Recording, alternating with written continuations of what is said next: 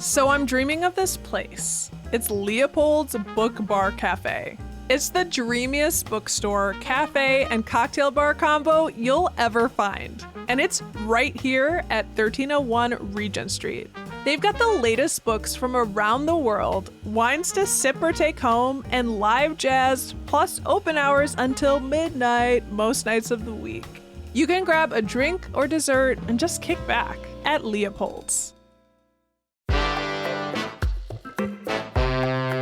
Today on CityCast Madison. A long-running dream for our city seems tantalizingly close. A public market for Madison's been in the works for decades. The latest goal was to have the market on First Street and East Johnson open by 2025.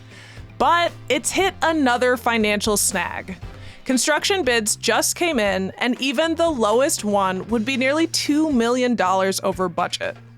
Yet, the Madison Public Market Foundation says they're unwavering. We spoke with board president Karen Crossley about the market's progress after their successful open house last week.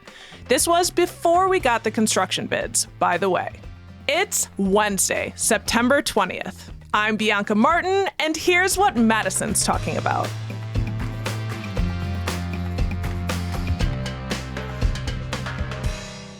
Karen, hello. Hello, Bianca. How you doing? I'm doing great and honored to be here chatting with you. Yes. So it's been a long road to get to this point, but things are starting to move ahead with the public market. How are you feeling? I'm feeling super excited. And the metaphor I've been using is the train has bumped around and was sort of stalled in the station for a few years. And now it is zooming down the track. And it's very exciting to see this project come to life because it's been rolling around in our community for 15, 20 years. That is so wild. So what do we know about the current timeline for it being open? Well, we were really happy to invite the community into the site and the space this last Tuesday to celebrate and remind people that we hope to break ground sometime late this year. And then there will be roughly a year of construction, maybe a little more, especially when we add in the build out for the vendors. So we look forward to opening and celebrating early 25. So even though that might sound like a long way away, once we start getting shovels in the ground and construction underway, it will be very exciting to watch the facility be transformed. So get ready for early 25 for the grand opening. The event was huge. It was a really, really good event, right? It was. This was a day we've been dreaming of and imagining where we could invite the community into the facility and show it off and of course, feature our amazing potential vendors, have floor plans, offer people a sneak peek. I've always said, and we've always said on the board, that there is strong community support for the project. It was revealed, and the community shouted out loud and clear, we are excited and we want to see this market come to life. So I have to say we were overwhelmed in a really beautiful way to see so many people come out and join us and celebrate, and just such energy, and the vendors. Multiple vendors ran out of food. That was a happy problem. And there was just such a great energy and a great vibe. Do you have a sense of how many people came? We had no way of counting exactly how many guests joined us. I know a number of us afterwards were trying to estimate maybe several thousand. I don't really know. I mean, we did a little bit of a preview party beginning at 4, and by 5, the place was packed and there were people still coming in at 7:30. So I'm guessing and I'm saying we estimate several thousand, but we don't really know. But it was packed. That's amazing. Yeah, that's amazing. And this is a huge building. Let's get to some basics. Why did the city take this project on? Well, some of us who have lived in Madison a long time remember that Mayor Dave Chislevich, I think, was the first mayor to propose the idea of a year-round public market here in our city. And he helped, and many others, of course, advance the project. Then Mayor Soglin, during his tenure, embraced the project and continued to promote it. And now Mayor Satya Rhodes Conway, during her tenure and leadership, has really helped bring the project to life during, of course, a very difficult time, the pandemic and racial reckoning and everything else that's happening or has happened in our community and in the world. And so the project has had many lives, is what I often say, because there were many locations that were proposed and considered. There were multiple business plans. We have a public market development committee, which is a city directed committee. There's representation by alders and community members. So anyone who's been involved in the project or has observed it over the years known that it's gone through many iterations.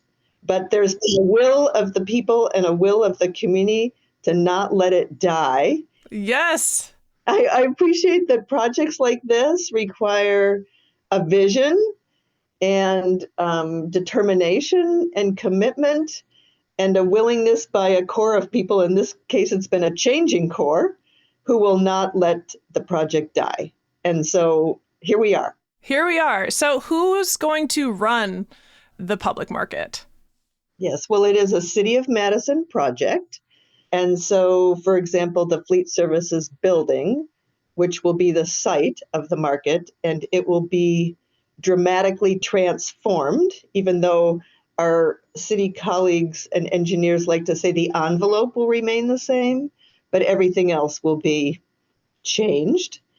But the Madison Public Market Foundation was established around 2018, and it was charged with raising the private dollars to contribute to the project. And also the Madison Public Market Foundation will be the operator. So we will be, I'm a member of the Madison Public Market Foundation board, serving as president right now. And we will hire, for example, the executive director, and they will hire their staff, and we will be involved in the daily operations of the market. Wonderful.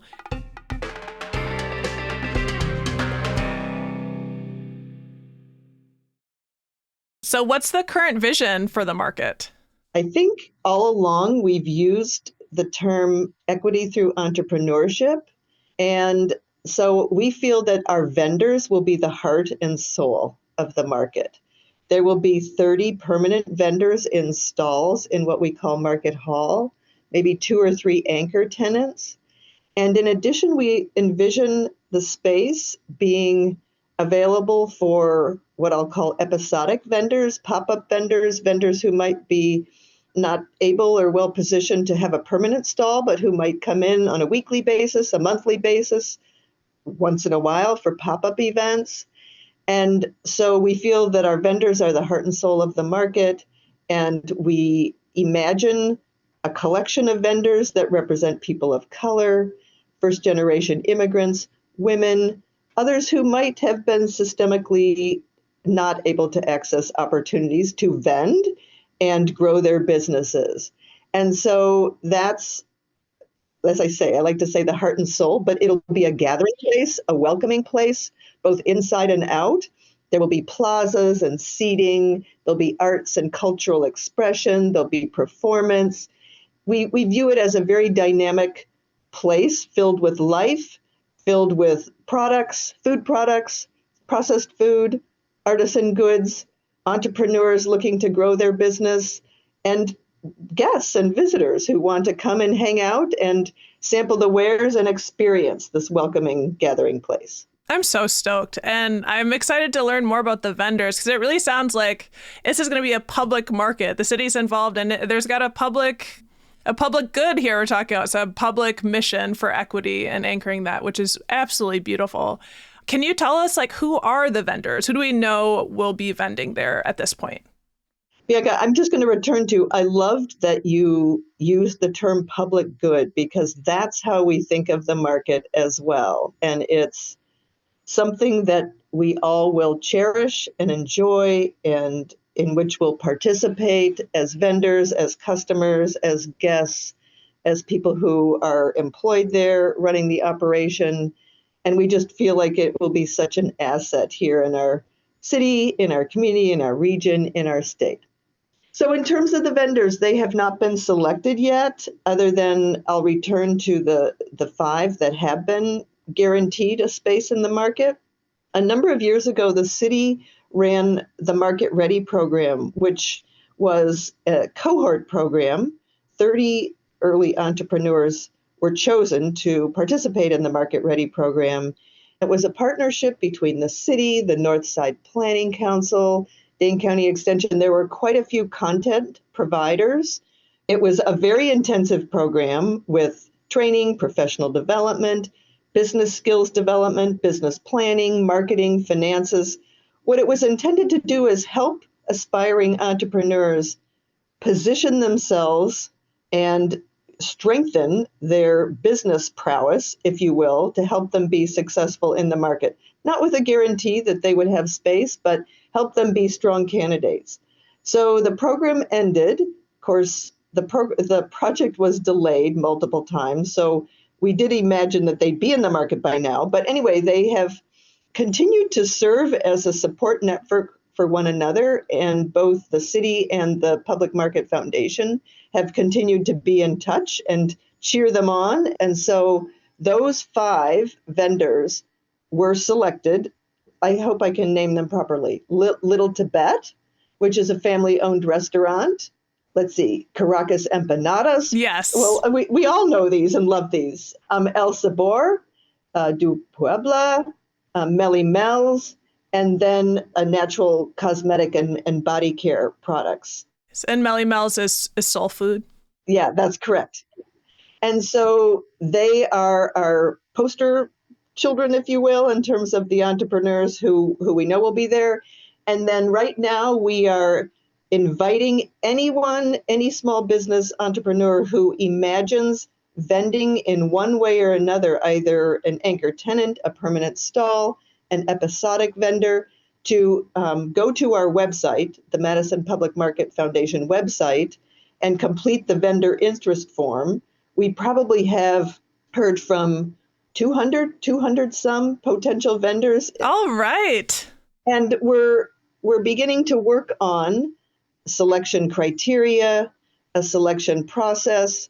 We as a board, the foundation board, will not be implementing those things, but we're trying to prepare and pave the way for our staff, our executive director and their team to then over the next year during construction, so during 2024, beginning late this year, begin that process of identifying who the initial collection and composition of vendors will be in the market. You mentioned anchor tenants.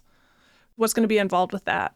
Yeah, when we say anchor tenants, there will be some larger spaces in the market, 2 or maybe 3, we're figuring that out right now, who will be what I would call more well-established businesses who are a little further along in their business path.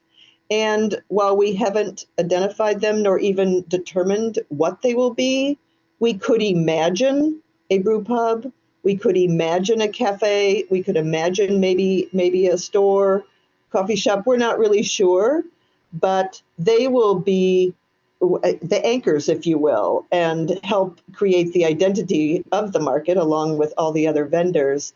And it is possible that they might have extended business hours, for example, both in the morning and or the evening. They would have designated patio space, outdoor space, for example. I am curious, what would distinguish this from kind of like an indoor farmers market, because I'm thinking about Dane County farmers market. The stalls and the vendors, they're all there, they have their spot and they get to be there because they've been there for so long, right? So there's kind of like a longevity component, but it sounds like this is going to be a pretty dynamic space. How are you expecting that to work in terms of giving new opportunities to new entrepreneurs? So I'm glad you mentioned the Dane County farmers market and all the farmers markets around our community. We certainly don't envision replacing those or even competing with those. We view this as a synergistic kind of thing, given we have such an active and robust farmers market community. So this will be year round, number one, and there could be some fresh food there, but it will not be an indoor farmers market, for example. In terms of the vendor mix and the changing mix and how we support entrepreneurs, number one, we've learned from other markets around the country that there will be some level of turnover in churn, which we think, well, we hope that's an indicator of success. In other words, a vendor has maybe started out early stage in their business and then experienced enough success and growth and opportunity that they might then be well positioned to have a brick and mortar type spot, or maybe shift to a food cart or a food truck or some other expression of their business. And so we really view the public market and its different resources and facility as an incubator for vendors. In addition, we have True Stage Market Ready Hall, which is the space where the event took place. And that will be a multi-purpose space that will be available for events and food festivals and bringing food trucks in there and so forth and other kinds of events. But it also will be an entrepreneurial space. There's also a commercial kitchen, which will support what I'm talking about right now. So we really look to, over time, grow programs throughout the market and the facility. We could even see testing and food tasting. Like, let's say you're an entrepreneur and you're imagining some new products, and some day you might be roaming around with a cart in the market or have a kiosk where you're inviting guests to sample and provide feedback. So we're imagining that kind of environment where entrepreneurs can use it as a testing space, as a growing space, as a learning space. And we really view it as a community. And we've seen through the Market Ready program that camaraderie and that energy and that mutual support really are beneficial. And we've heard that from the Market Ready participants, for example. Yes. And talking about growing, starting out, this is going to be city funded. This is a seed. We're getting it started. And will it always be, partially subsidized by the city, or is the hope to get the market to become, self-sufficient? Oh, very much the latter. So the city, given it's a city project, and the city has contributed over $12 million through a variety of sources for an over $20 million project. So, this is a city project, but we don't anticipate that the market will require city subsidies over time. We are working with our financials and our pro forma analysis and to be self-sustaining. It may not be in year one or year two, but we are creating a financial model that we hope will allow the market to be a sustainable, successful enterprise. I want it to be ready right now, but also this is the fun stage of imagining and anticipation. Before we go, what are you most excited about with this public market? For me, it's an intersection of creative, brilliant volunteers, cultural expression, activity, life, representation of our community in the broadest sense, and just a very rich, dynamic place where I hope everybody will feel welcome and will want to come back again and tell their friends. And I also hope it will be really distinctive. Given that this is not the first public market on the landscape here in our country or even around the world, many of us have visited public markets. We probably have our favorites. And yet I feel like our community is distinctive and in many ways, and I hope the Madison Public Market represents the beautiful, distinctive qualities of our community, which are rooted in our people. I just can see it, I can feel it, I can taste it, and I'm super excited to see it come to life. Well, Karen, thank you so much for giving us a taste. Thank you for joining us. I just thank you so very much on behalf of all of our people who are working on the project and the whole community who are shouting out, "Bring it on." That's Karen Crossley, Madison Public Market Foundation Board President. Karen says that the Madison Public Market Foundation supports a city resolution to address the construction funding gap and allow the project to move forward. That's planned for the October 3rd City Council meeting. We'll be sure to keep you updated with the latest, so stay close for that. And here's what else Madison's talking about. Another costly project. The Brewers want renovations to their stadium in Milwaukee. And under a new deal from Assembly Republicans, taxpayers would be on the hook for $600 million to spruce up American Family Field. The state would pay around $400 million, and the city and county of Milwaukee would have to pay $200 million. The Brewers themselves would kick in $100 million. Governor Evers is reviewing the plan. That's all for today here on CityCast Madison. I'm Bianca Martin. If you enjoyed the show, why not share this episode with your favorite food cart vendor? We'll be back tomorrow morning with more stories from around the city. Until then,